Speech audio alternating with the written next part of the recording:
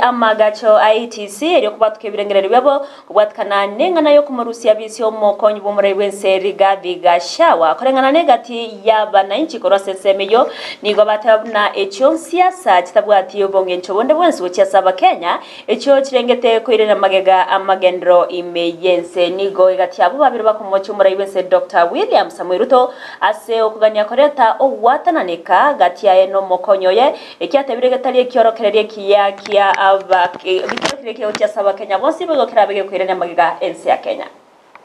Hii maneno ya impeachment ya mheshimiwa Geoffrey Rigathi Gachagua, mimi kama mkaji wa Kisii na Mkenya dhabiti nasema hii ni siasa ndogo ndogo, iwezi saidia mwananchi hata kidogo.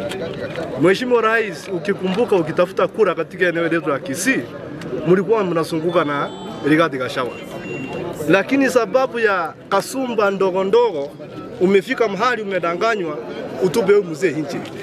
Naomba kwa hisani yako, hata ukiangalia BS there are chaguzi constituencies which we have almost 10 of them.